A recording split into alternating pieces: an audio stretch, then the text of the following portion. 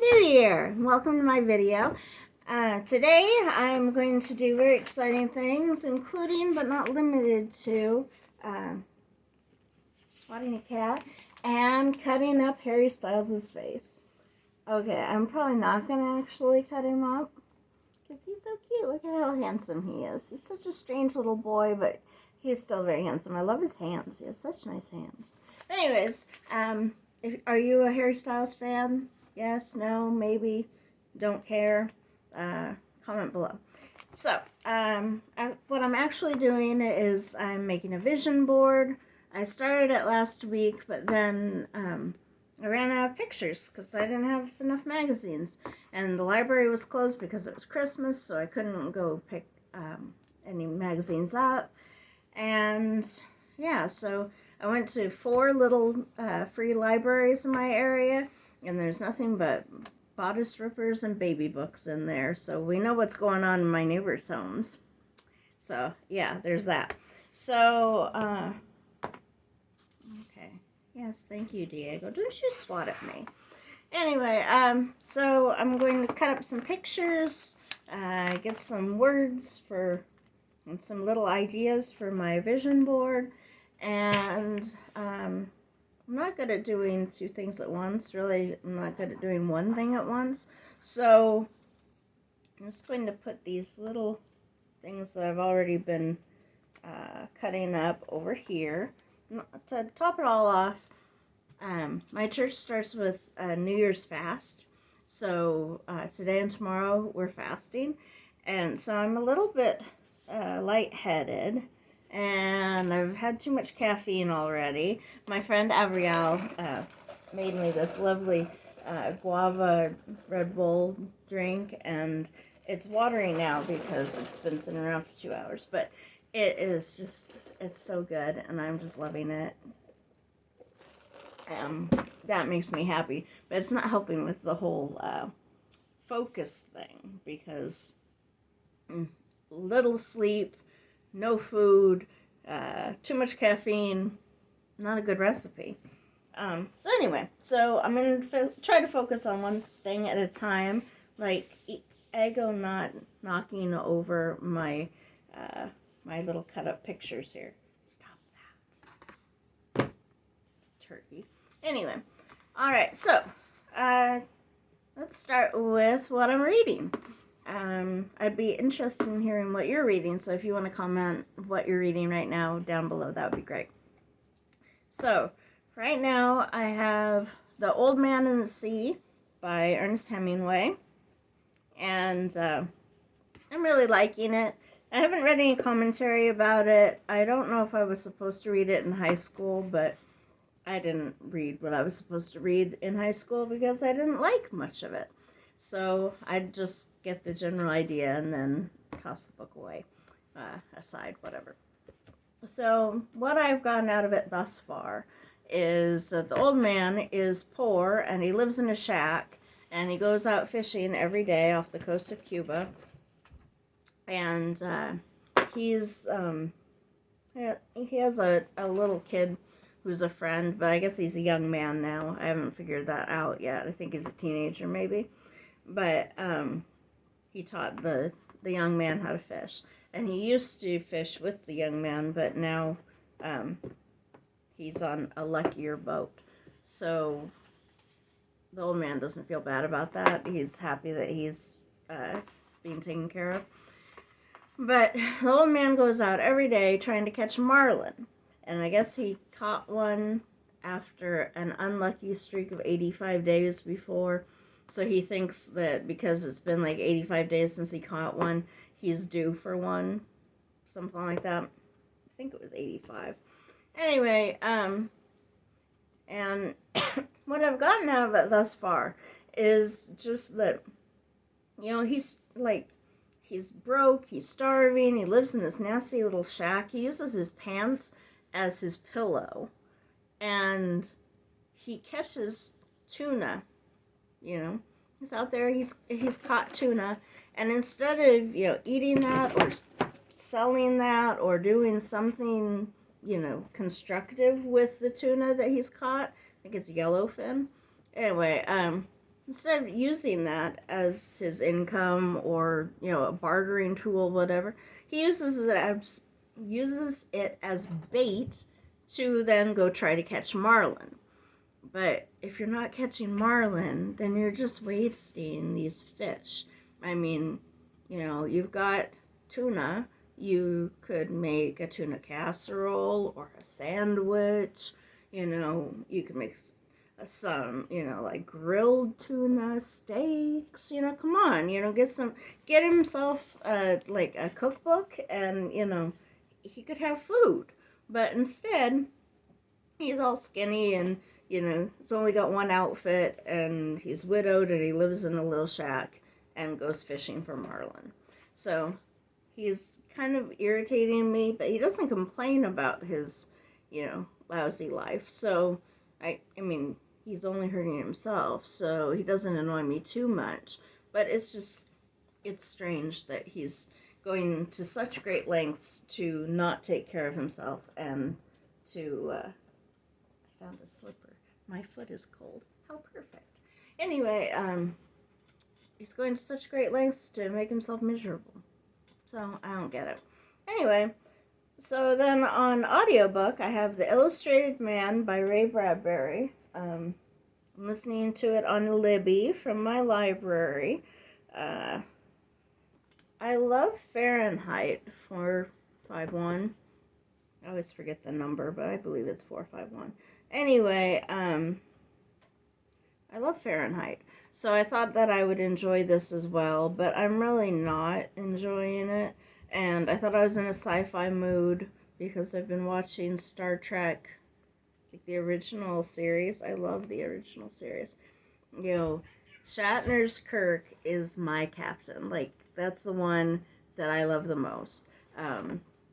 Chris Pine did a great job of being Captain Kirk as well, but he's still not my Shatner. I love Bill Shatner. And I know he's, too old for me, but I have a retroactive crush on that man. So there you go. Anyway, one of my old man crushes, he's in there with Liam Neeson as well. He's too old for me as well, but whatever. So I've got The Illustrated Man, and I've only listened to a few stories. It has like a series of stories on it, but I'm not enjoying it so far. I enjoyed the note from the author. Ray Bradbury is cool, so I like that, but the first couple of stories haven't been great. Even though these kids, dreaming up, killer lions and stuff, they are kind of interesting. It's just, it hasn't hooked me yet. So that's that. Today has been a beautiful sunny day here in Everett, Washington, and I'm actually enjoying this weather because yesterday it was sunny as well. It's super cold for us. I mean, it's not like, Michigan or something, but, it's very cold, but it's been sunny. But usually I hate January a lot, like a lot. So, this other book I'm reading, The Wind Daughter by Joanna Ruth Meyer, is just perfect for me because winter is the villain. He says he's not a villain. He told the girl that he's not a demon because her dad called him a demon, but he's a demon. I don't want to tell you too much because I don't want to spoil it if you're going to watch Echo North, because this is the sequel. My cats are having a fight. Okay, maybe they'll stop. Diego, you be good. Diego's always the instigator, and even I clipped his toenails thinking maybe he would stop fighting if he thought he was unarmed. No, he's just naughty. He's a little boy, and he acts like a little brat. Yes, he does. He's such a brat. Anyway, where was I? I've lost my train of thought. It was stolen by a little hairy cat. Stop that. You settle down. Anyway, Ray Bradbury. I think that was where I was at. So I'm still reading that. Oh yes, the Wind Daughter. That's what. Um, I've only read a little bit of it, but I love it because Winter's the villain, even though he says he's not. And that's what I was talking about. There we go. I found my place. So the daughter of the North Wind has to go try to defeat the bad guys. So the atmosphere of this book is so good because the Wind Daughter, I forget what her name is. It starts with an S. Anyways, she because she's the daughter of the North Wind, she can't be inside. She hates, like, she feels very stifled and very, like, suffocated if she's indoors. She likes to be outside even if it's, super cold out. She keeps bees.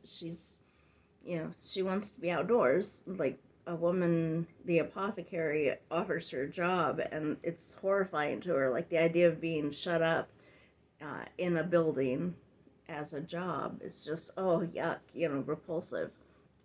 Anyway, so I love it. It's so atmospheric, like how she hates being around fireplaces, and she doesn't like warmth. she wants to be outdoors. So there's that. I'm really enjoying it. Winter's my least favorite season, so the idea of Winter being the bad guy, that makes sense to me. Yeah. But I am appreciating the sunny weather. The fourth book that I am reading is Castle in the Clouds by Kerstin Geir, whatever. There it is. Anyway, this book, it's so fun. Okay, if you've ever worked in a daycare or ever, like, babysat or taken care of other people's children, you know that it's, like, the most horrible thing in the world unless you have a certain attitude, like a certain heart for children. Then you'll enjoy it or handle it or whatever. But it is a rare gift to be able to handle other people's kids, because especially when they're in a group, 8, 9, 15 children, they're monsters, horrible monsters. And this is why I didn't become a teacher. So otherwise I would have loved being a teacher, but I don't want to deal with classroom management. They don't let you paddle them with a ruler or anything like that. So what fun is that? But this woman, it starts off, I've only read just like the prologue, like I've just gotten into this book, but it was recommended by Emmy from BookTube. Her name's Emmy, and you should look her up if you haven't watched her videos. She has a million videos. She talks about all things books. She's going to university for literature, I think. I'm not sure what her degree is, but she's almost done. And she loves it, and so far, just the prologue, I love it too, because this woman works at a hotel, and part of her job is to babysit children of the guests. So, like, right now, these 2 kids, she's lost them. And they're hiding from her somewhere, and she's being heckled by a 9-year-old, and these 2 horrible children are hiding from her, and her parents, or the parents, are checking out of the hotel, and and she has to hurry up and find these little monsters, and everything that she's trying to find these little cretins isn't working, and it's just, it's so awesome, because if you've ever dealt with children, you just know. There are certain kids that are just horrible. Some kids are nice on a case-by-case basis. There are some nice children.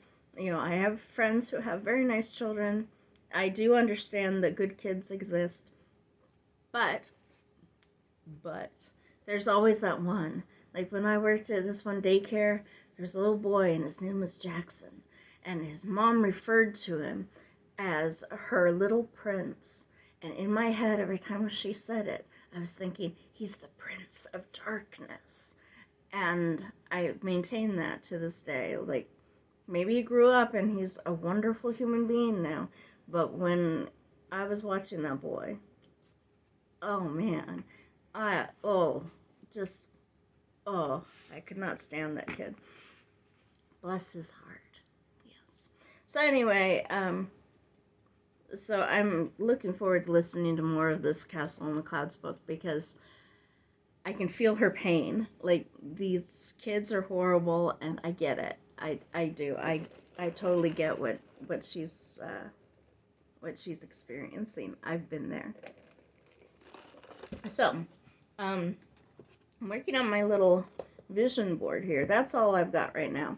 I've got 4 books. And I'm not used to juggling this many books, so hopefully I'll get through Old Man and the Sea soon. And Illustrated Man, because it's short stories, I don't feel as committed to it. So I really only got 2 books that are, really, like, weighty that I need to actually deal with. So that's that. Yeah, today, the library.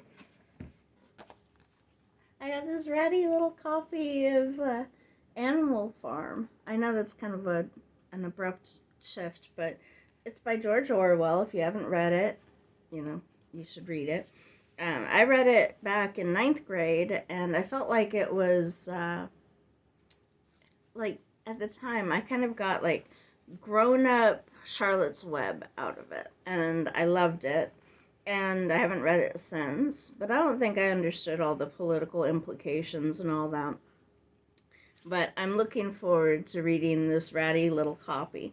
I know a lot of people like pretty books, like they buy beautiful, like, collector's editions of books, but what I love is a ratty old, like, yellowed, sad, little dog-eared, written in book, like, cheap paperbacks.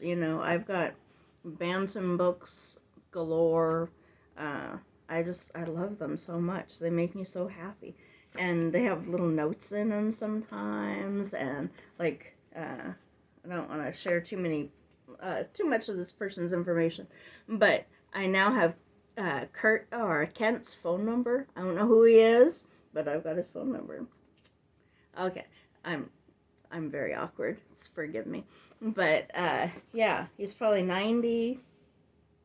But, I got his number. And it has little notes in it. It shouldn't be called Animal Farm. It should be called Funny Farm. I love that. And, it's just, I'm looking forward to reading this again as a grown-up. See what I see in it. And then I got this other old hardcover book. It's copywritten in 1945, and it's Rose in Bloom by Louisa May Alcott. Anyway, I'm looking forward to reading this one too. But again, it's just, it's yellowed and it's sad and it looks like it's seen a lot of horrible things and little, sweaty children and, grown-ups who didn't care about it and just wanted to, like, clean up somebody's room, like throwing it in a box and, just, I don't know, it's like, it's seen stuff. I like that. So that's what I've got here. That was from my trip to the library where I got Harry Styles' face. He has cute hands. He has nice hands. I like male hands. I don't know why that is, but I do. That's one of the things when I read a romance and they talk about the man's hands. I do enjoy that. So, my phone does not have the ability to flip the screen, or I would show you my vision board and where I'm at so far with it. But I'll just give you a verbal run through. So in January, I plan on working out, like at least walking. I don't know. I need to, like, take advantage of the nicer days and wander around and take pictures and, find something to do.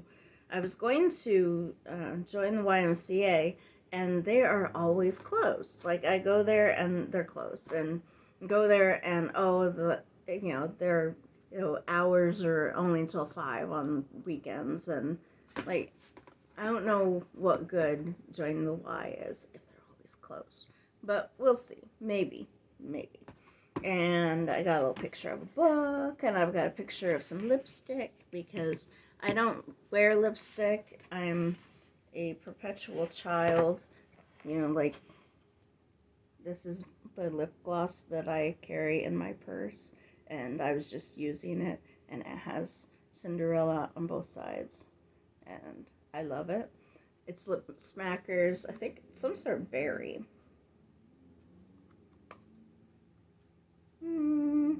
What is it? I don't know. It doesn't say what flavor it is, but it's some sort of berry and Cinderella. So, I'm quite mature with my lip gloss. I was thinking I might start wearing lipstick more often. That's why I was wearing it in the last video. So, and then in March, I'm going to turn 44 years old. Can you believe it? 44. Like, that doesn't even sound possible to me. I don't feel that old, but that's me. So, that's what that's about. And I need to start using skincare. And I've been trying to use it, but as you can see, I've got rosy little cheeks, and I don't know. Skincare is expensive, and I don't like it. I mean, I suppose if it was free and it just came to me, then I would be happy to use it. But really, in the words of Truvy from Steel Magnolias, time marches on, and eventually you realize it's marching across your face. So there's that. What else do I have? I want to travel this year. I'd like to at least go on a road trip. That would be nice. A nice road trip somewhere I haven't been. The problem is I have to drive through places I have been in order to get to the place that I haven't been, and it just feels like a big waste of time and gas money, and I don't know. I feel disappointed. When I was a kid, it was the Jetsons and Star Trek and all sorts of stuff. And meanwhile, we don't have any of the cool stuff like transporter equipment or anything like that. So this is my board thus far. As you can see, I don't have any parts of Harry Styles' face glued to it. I do like his hands, but that has nothing to do with my vision for the year 2023. So, if you have a vision board you're working on, tell me what's something that you plan on doing. So for me, I want to go on a road trip. I want to go somewhere, maybe, California or something, somewhere I haven't been. I've been diagonally across the United States, but I haven't been to the East Coast, aside from Florida. But I haven't been east, and I haven't been southwest. So, that's that. So, hit me up. Tell me what your plans are for this year.